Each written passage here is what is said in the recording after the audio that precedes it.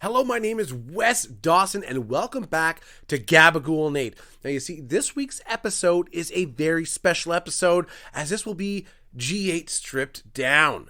Now, just imagine this as like the acoustic set if we were a very popular rock band, or a group of aging rock stars who nobody really listens to their music anymore. Either way, we're here to change things up a bit, shake up the tempo, and kind of give you a peeled back view into the naked, prone body that is Gabagool and Nate. So the idea for this week's episode all stemmed from the fact that some fans have complained that Gabagool and Nate has had too many elaborately themed episodes. Some people seem to feel that we may indulge a little too much, that we're a little too gimmicky at times, and that we've distanced ourselves from the grassroots, salt-of-the-earth approach that we started with and that our fans have come to love. And it is for that reason that this week I will be taking you on a fantastical adventure into the world of whimsy and discovery that you can only ever imagine. Oh, okay. No, wait, that's not it. I've just been informed by my producer, so throughout the episode, if you hear that tone, that's basically a cue to yours truly to say, hey, Wes, tighten up and get your shit together. So let me restart. Let's see. Well, for one, I'm extremely proud after nearly 2 years of publication. Gabagool and Nate has easily been identified as the #1 stream podcast on gabagoolandnate.podbean.com. It is also the only podcast to use Tibetan goji berries and Chinese cordyceps. Holy Christ, that was fast. Give me a chance to at least form a sentence. Hey! Fuck. All right. Okay, so moving on. I wanted to touch on some fan messages that we've received here at Gabagool and Nate Podcast Studio 1. Now, as the unbiased beacon in a world of polarizing opposites, Gabagool and Nate stands alone.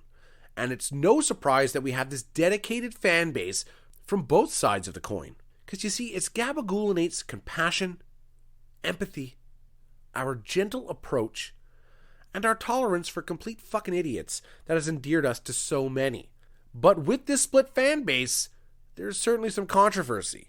You see, on the right-hand side of things, our more conservative-leaning fans, they have people clamoring things like, Wes, have my babies. And on the more left or liberal-leaning side, Wes, eat my babies. Okay, moving on to another topic, I guess.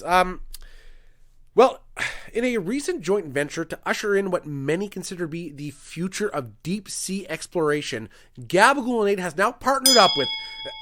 Oh, what the fuck?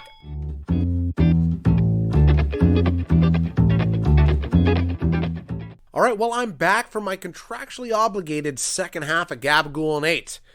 Now, I don't know which doctor I've wronged in another life to deserve this lot, but here I am. Well, how's about we touch on a quick good-bad? A good. Keeping things grounded. The bad, being chained down to the sinking ship that is Gabagool and Nate. Right, well, I think it's time to turn over to this week's expert panel member, someone who is a recognized expert in their field, someone renowned for their contributions to... Okay, fine, I'm calling my mom.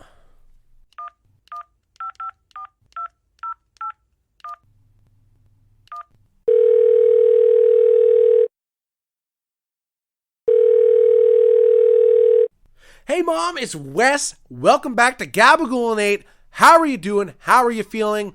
What is the scuttlebutt? Wes, you really need to find someone else to bother for your little show. Okay, bye, love ya. Well, that call was short, humiliating, and cut very deeply. All right, time for another fan favorite segment. Okay, maybe I just say that to make it seem more interesting. Either way, time for another segment. Dumb shit people say who should be smarter. When people say, smile more, you're too pretty to look that sour. The gall, the shame, the humiliation. It's never actually happened to me. I'm just saying this hypothetically, but still, it's a dumb thing to say to people. All right, we're going to move on to Shoot or Pistol Whip. So for this week's Shoot or Pistol Whip, it'll be myself with a solid pistol whipping for the grand illusion I created for myself.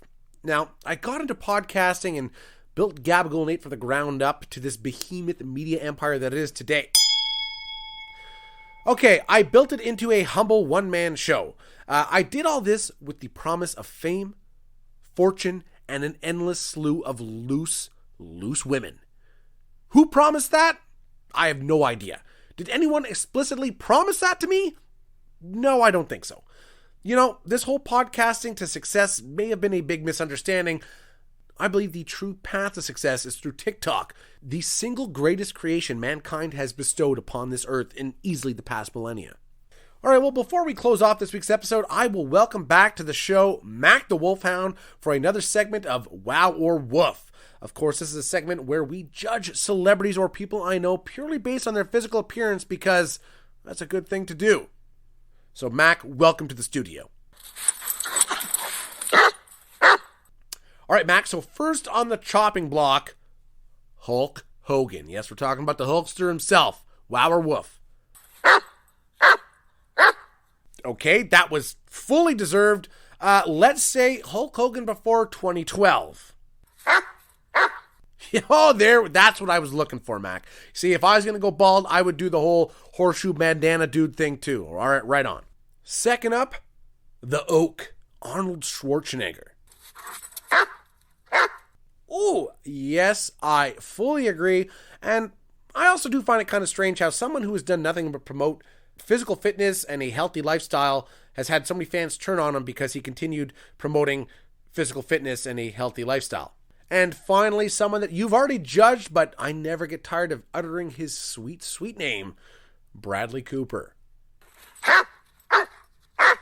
Okay, Mac, though I do agree with your assessment on his physical appearance, I don't agree with your last comment. See, I don't care if he isn't relevant in 2021.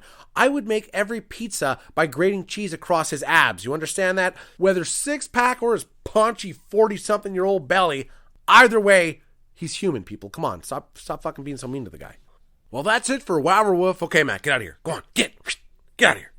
Well, thank the great Lord Shabugamu, we are at the end of this week's episode. I don't have to worry about that fucking tone haunting my dreams anymore. So we'll just touch on some upcoming subjects for next week.